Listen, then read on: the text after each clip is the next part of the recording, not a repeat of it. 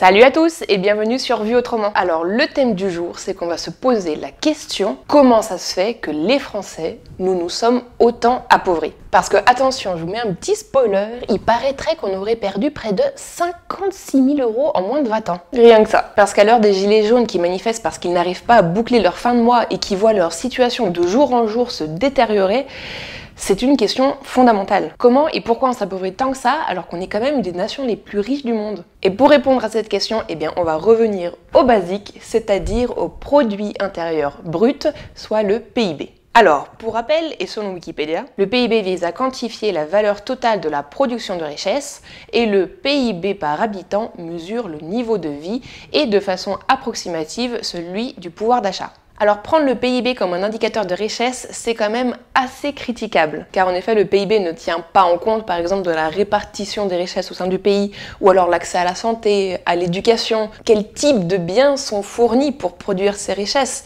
ou les normes environnementales, plein d'autres choses. Mais bon, pour cette vidéo, on va laisser ces critiques de côté et on va prendre PIB égale richesse et PIB par habitant égale notre richesse, la richesse par habitant. Donc pour mesurer l'appauvrissement des Français et la baisse de leur niveau de vie, eh bien on va prendre ce PIB et on peut le regarder sous deux angles. Le premier, c'est comment cette richesse est répartie au sein du pays. Parce que c'est sûr que s'il y en a qui prennent tout, eh ben il reste presque plus rien pour les autres. Ou pour le dire plus crûment, est-ce que des gens comme... Attends, je prends au hasard par exemple comme Bernard Arnault ou je sais pas quel pote à Macron n'aurait pas pris toutes les richesses de notre pays. Donc ça basiquement ça s'appelle la lutte des classes et je fais un gros big up pour tous ceux qui font de l'éducation populaire là-dessus et qui essayent de faire changer les choses. Surtout que cette lutte c'est pas toi et moi qui sommes en train de la gagner. Mais dans cette vidéo on va aborder le problème autrement et on va s'intéresser à la quantité de richesses produites. On va se demander est-ce que l'euro ne nous aurait pas appauvris? Ah ah, et bien c'est là que la vidéo devient très intéressante car il n'y a pas longtemps une étude est sortie et qui s'appelle l'euro à 20 ans, qui sont les perdants, qui sont les gagnants. Alors c'est un rapport très intéressant fait par un think tank allemand qui s'est penché sur l'effet de l'euro sur les différents PIB. Donc en gros ce qu'ils ont fait c'est qu'ils ont simulé quels auraient été les PIB des différents pays s'ils n'avaient pas accepté l'euro. Pour ceux qui s'intéresseraient au protocole et pour savoir comment ils ont fait, je vous mets tout ça en description. Alors comme résultat de l'étude, eh bien dans les grands gagnants de l'euro, nous avons par exemple l'Allemagne, avec 1893 milliards d'euros en plus sur son PIB depuis qu'elle a adopté l'euro. Ou alors un autre grand gagnant, nous avons les Pays-Bas, avec près de 21 000 € de gagnés par habitant. Donc ça qu'on se comprenne bien, ça veut dire que les Allemands ou les Néerlandais sont potentiellement beaucoup plus riches que s'ils avaient gardé leur ancienne monnaie nationale. Donc le simple fait d'avoir accepté l'euro comme monnaie les a enrichis, voilà, sans rien faire, hop, ils se sont enrichis. Et c'est peut-être pour cette raison que dans ces deux pays-là, il y a très peu de contestations anti-euro et anti-Union européenne, et que pour eux, l'Union européenne, c'est toujours synonyme de prospérité. Donc maintenant, allons voir au niveau des perdants. Nous avons donc par exemple la France, avec moins 3 591 milliards d'euros de perdus sur la période 1999-2017, soit l'équivalent d'à peu près de 56 000 € par habitant et par an. Mais nous avons encore pire que nous avec l'Italie qui, elle, a perdu 4 300 milliards d'euros sur la même période. Donc ça veut dire que les Français ou les Italiens sont beaucoup plus pauvres que ce qu'ils auraient dû être si on avait gardé le franc ou si les Italiens avaient gardé la lire. Pas étonnant donc qu'en France il y ait une très grande contestation contre l'Union européenne et contre l'euro et qu'en Italie ce soit largement pire. Et pas étonnant non plus que les gilets jaunes ça se passe en France et pas en Allemagne. Parce que si on avait gardé le franc, ça veut dire que potentiellement à l'heure actuelle, chaque Français, donc toi, moi, tes parents, tes enfants, chaque Français aurait potentiellement 56 000 € en plus dans sa poche. Franchement, quand je vois ça, je suis dégoûtée. Surtout que le seul avantage qu'on nous vend, c'est que quand on va voyager, eh bien on doit pas changer de monnaie. Alors ça déjà, je sais pas qui est-ce qui dit ça, mais moi par exemple, j'aime bien. Là je suis allée en Angleterre, j'ai ramené un petit billet parce que c'est tellement beau. Il y a des phrases mais incroyables, chargées d'histoire qui sont écrites. Genre I have nothing to offer but blood, toil, tears and sweat. C'est chargé d'histoire. Mais bon, ce problème de changer de monnaie, bon, bah alors déjà, on l'a dès qu'on va pas dans la zone euro, par exemple en Angleterre, et puis surtout, on va plus l'avoir pendant très longtemps ce problème, parce que au rythme où on s'appauvrit, il y aura plus personne qui pourra aller à l'étranger. Quand vous avez 1100 €, vous payez l'assurance d'une voiture, vous payez votre loyer, l'eau, l'électricité, le gaz, et vous reste quoi à la fin du mois? Rien.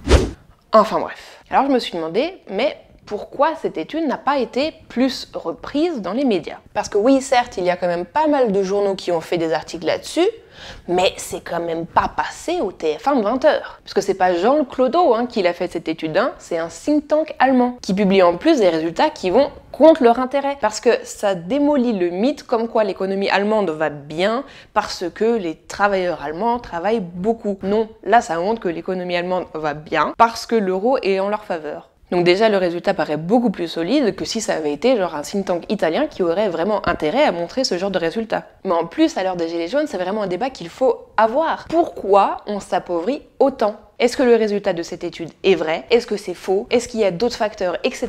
Il faut en débattre. Il faut faire des débats sur les grandes chaînes de télévision aux heures de grande écoute. C'est indispensable. Et aussi, il y a une autre question qui me taraude. Est-ce qu'il a vraiment fallu attendre 20 ans pour pondre cette étude pour montrer que l'euro est néfaste aux pays du Sud? Alors évidemment que non, il y a plein d'économistes qui se tuent à le répéter partout où ils sont invités, sauf qu'ils sont très rarement invités à la télévision et encore moins aux heures de grande écoute. Mais bon, rien que pour vous, je vous ai fait une petite compilation de leurs meilleures punchlines sur l'euro.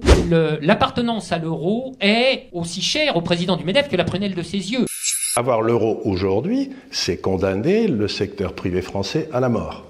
Il faut savoir que l'euro est la cause essentielle de nos malheurs économiques depuis maintenant plus de 10 ans. Il ne peut plus aujourd'hui y avoir d'alternance dans le domaine économique. C'est d'ailleurs pour ça que tous les gouvernements successifs mènent les mêmes politiques économiques. L'euro est une aberration. Maintenant, il y a quand même quasiment l'unanimité des économistes, enfin ceux qui réfléchissent, qui le disent. Et la misère des petites gens est en train de monter de façon inimaginable à cause de l'euro qui tue les entrepreneurs. Le problème fondamental de la zone euro, eh bien, c'est la monnaie unique. Ça fait 40 ans qu'ils essayent de détruire la France, qu'ils essayent de détruire l'Italie, qu'ils essayent de détruire l'Espagne pour construire ce mythe de la nation européenne. C'est l'URSS, votre truc.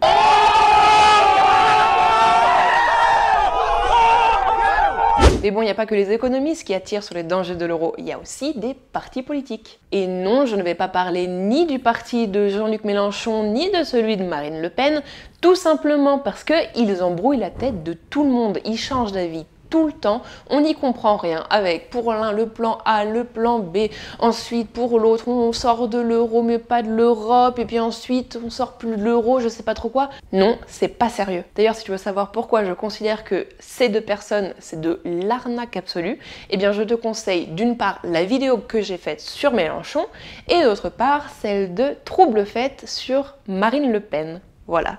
Pour moi, le seul parti politique crédible sur la question de l'euro et de l'Union européenne, parce qu'il ne change pas son discours depuis près de 12 ans, il fait de l'éducation populaire pour donner les clés de lecture pour comprendre quels sont les problèmes avec l'euro et l'Union européenne, c'est l'UPR.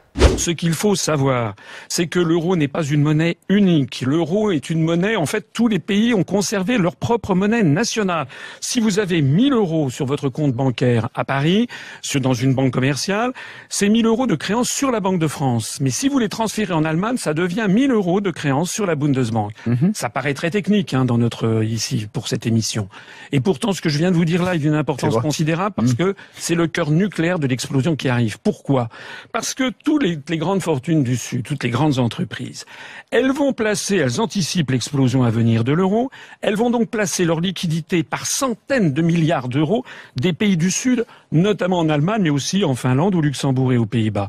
Le résultat, il y a plus de 800 milliards d'euros qui sont venus des pays du Sud se réfugier en Allemagne et qui, la contrepartie juridique et comptable de ce système, c'est que la banque Bundesbank, la banque centrale allemande, a 800 milliards d'euros de créances sur les banques des pays du Sud qu'elle considère comme des créances pourries. C'est la raison pour laquelle, et comme cette divergence ne fait que s'accroître, si vous allez discuter avec les élites allemandes du côté de Francfort, vous verrez que ce sont des gens qui en fait n'ont qu'une envie, c'est de sortir de l'euro. parce qu'ils craignent que l'ensemble de l'échafaudage leur retombe dessus et que ça coûte des centaines de milliards d'euros. Pour moi, tous les autres partis politiques font de l'enfumage complet sur le sujet. Ils te disent « Oui, je suis pour une nouvelle Europe, on va changer l'Europe, je sais pas trop quoi l'Europe, nanana ». C'est de l'enfumage complet, on ne peut pas changer l'Europe, on ne peut pas. Tout le monde essaye depuis 40 ans, personne n'y est arrivé, on ne peut pas. D'ailleurs, si c'est la première fois que tu entends que c'est impossible de changer l'Europe, eh bien je te conseille cette vidéo, tu vas la visionner, tu prends le temps d'y réfléchir et ensuite si t'es pas d'accord, bah tu reviens et tu l'écris en commentaire et puis tout le monde débat. Voilà, pour info, moi je lis tous les commentaires qu'on m'écrit. Bon, par contre, je réponds pas souvent parce que sinon ça me ferait beaucoup trop de travail. Mais bon, revenons au sujet principal de cette vidéo. Il existe donc un parti politique qui informe depuis près de 12 ans sur les problèmes liés à l'euro et qui s'appelle l'UPR. Il a été présent aux élections présidentielles en 2007 avec Monsieur François Asselineau à sa tête. Il sera présent aux élections européennes de 2019. Il n'est financé que par les contribuables et pas par les banques, contrairement aux autres partis. Et on n'entend que très rarement parler de lui dans les médias. Donc voilà, donc ça je trouve que c'est un problème de démocratie absolument fondamental. Parce que le seul parti politique qui critique de façon cohérente la construction européenne et l'euro n'est presque jamais invité à la télévision. Je trouve personnellement que c'est un scandale. C'est un scandale qu'on puisse pas débattre de ces questions à la télévision française. Donc je vais essayer avec ma petite contribution d'apporter du sang neuf au débat public parce qu'il se trouve que le responsable économique de l'UPR, Charles-Henri Gallois, n'habite pas très loin de chez moi. Donc je suis allée chez lui pour l'interviewer et pour approfondir beaucoup plus le sujet. Je te mets là à la suite dans la vidéo les parties les plus intéressantes de cette interview, mais si tu veux, tu pourras la retrouver en entier dans la barre de description. Donc voilà, c'est parti pour cette interview. Salut, Charles-Henri Gallois. Salut. Alors, est-ce que tu peux te présenter ? Alors, Charles-Henri Gallois, j'ai 30 ans et je suis le responsable national des questions économiques de l'UPR. Alors moi, j'avais envie de venir te voir parce qu'à l'UPR, ça fait plus de 10 ans que vous répétez que l'euro, c'est un très gros souci pour le porte-monnaie des Français. Et du coup, est-ce que tu peux nous en dire plus ? C'est intéressant, là, récemment il y a cette étude qui a été sortie d'un institut en plus libéral allemand plutôt pro-européen. Cette étude va complètement dans le sens de l'UPR mais finalement ne fait que confirmer les faits de ce qu'on dit à l'UPR depuis maintenant 12 ans, la création de l'UPR. L'euro on dit que c'est une catastrophe et ça se reflète dans les faits, il n'y avait pas besoin de cette étude allemande pour le voir. Quand on regarde, et je l'explique dans mes conférences, il suffit de prendre les pays de l'Union européenne et de regarder les trajectoires de croissance entre ceux qui ont accepté l'euro, donc 19 pays, et les 9 autres, qui n'ont pas accepté l'euro. Et quand on regarde ces trajectoires de croissance depuis la création de l'euro, depuis 1999, on a un différentiel de croissance de l'ordre de 15,7 points. Donc c'est assez énorme. C'est la même chose au niveau d'ailleurs du chômage. Quand on regarde le chômage, il y avait un différentiel négatif pour les pays de la zone euro de l'ordre de 1,7 points en 1999.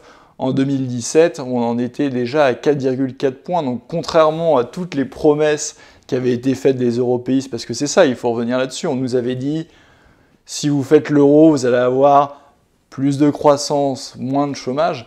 La réalité des faits, et c'est ce que montre l'UPR depuis des années, on n'a finalement pas attendu cette étude, c'est que c'est tout le contraire. D'ailleurs, il n'y a même pas que cette étude, je sais par exemple que Jacques Sapir a sorti une étude au 1er janvier, qui arrivait à peu près sur les mêmes chiffres, sur le même ordre de grandeur, et lui aussi dénonce l'euro comme de nombreux économistes depuis des années. Ce qui est vraiment nouveau finalement, puisque évidemment, nous on ne reprend pas dans les médias, et même l'étude de Jacques Sapir n'a pas été reprise dans les grands médias, c'est que finalement cette étude a été médiatisée. On l'a vu sur LCI, sur BFM, il y a eu des articles du Figaro ou autre. Donc c'est ça la vraie nouveauté de cette étude, c'est qu'elle a été médiatisée, et finalement, malgré toute la propagande qu'il y a depuis des années, c'est la première fois qu'une étude est médiatisée et explique aux Français que l'euro, ça a un coût pour eux et c'est un coût pour l'économie française. Ouais, mais il a dû fallu attendre 20 ans. Il a fallu attendre 20 ans, exactement. Ouais. Et alors du coup, ça comment on l'explique ? C'est que, par exemple, pour la France, l'euro était néfaste, tandis que pour l'Allemagne, c'était plutôt bénéfique. Oui, il fallait pas être devin finalement pour voir ça, c'était tout le vice initial de l'euro qui est une folie complète.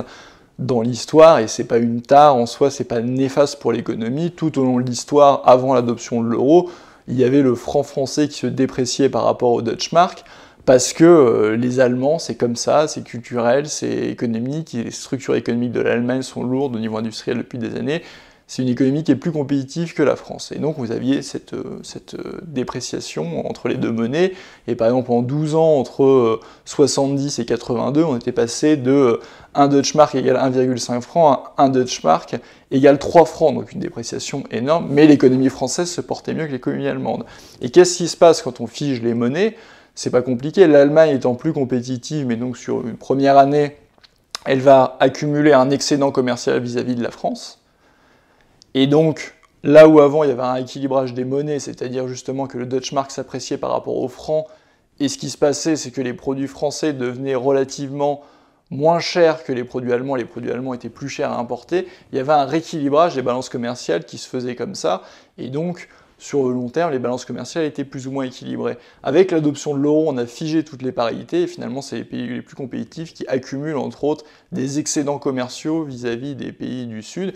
Et si un pays comme la France est en déficit commercial depuis des années, c'est pas compliqué, c'est un appauvrissement du pays, puisque vous importez plus que vous exportez, et donc il y a de l'argent, des produits qui vont que uniquement dans un sens, et c'est un appauvrissement de la France, c'est ce que constate cette étude, et c'est ce qu'on dénonçait depuis des années. Ok, donc si on veut résumer ça avec des mots simples, c'est que si on met une parité 1 à 1, enfin avec l'ancien franc et le Deutschmark, donc avec l'euro, du coup, eh ben c'est comme si on augmentait les prix en France pour les Français, Exactement. Et puis on abaissait les prix pour les Français des produits importés en Allemagne. Exactement. Les produits français deviennent peu compétitifs à l'export parce qu'on a une monnaie qui est trop forte, c'est pas plus compliqué que ça. C'est un petit peu comme si vous avez, il y a l'exemple classique de dire, vous avez vous faites un 400 mètres finalement, et les Allemands dans le 400 mètres, eux, le fait d'avoir l'euro, c'est comme s'ils allaient courir que 300 mètres, alors que les Français ou les Italiens vont courir 600 mètres, donc ils risquent pas de gagner. Ou il y a un exemple classique aussi, c'est les pointures de chaussures. C'est comme si l'euro, disons que c'est une pointure, c'est du 44, et les Allemands, ils font du 42, donc ils sont plutôt à l'aise dans leurs chaussures, mais le Français ou l'Italien qui fait du 46 ou du 47, mais il ne peut pas rentrer dans la chaussure, donc il y a un problème, une économie, une monnaie doit être adaptée à une économie et pas l'inverse, sinon ça ne marche jamais, c'est pour ça d'ailleurs que toutes les monnaies plurinationales de l'histoire ont explosé, puisque les effets, on les connaît, sont les mêmes, vous avez une accumulation de richesses vers les pays les plus compétitifs, et pour les autres, c'est la catastrophe. Et alors qu'au sein d'un même pays, il peut y avoir des transferts budgétaires massifs pour contrecarrer à ça, il n'y aura pas ça au niveau de l'Europe, puisqu'il n'y a pas de peuple européen, il n'y a pas de solidarité européenne, et donc les Allemands ne voudront pas payer ni pour les Français, ni pour les Grecs, et non seulement ils ne veulent pas, mais ils ne peuvent pas, puisque pour que théoriquement l'euro marche, il faudrait des transferts de l'ordre de plus de 200 milliards par an, et l'Allemagne serait complètement plombée au niveau économique si elle faisait ça, donc c'est pas une hypothèse réaliste et crédible. Charles-Henri, merci beaucoup pour cette interview qui a été vraiment très instructive. Alors, vous pouvez retrouver l'interview en entier sur la chaîne de l'UPR que je vous mets en description. Voilà, et puis du coup, on se retrouve pour une prochaine vidéo, et pourquoi pas pour de prochaines interviews, pourquoi pas. Merci, et pensez Frexit les amis. Pensez Frexit.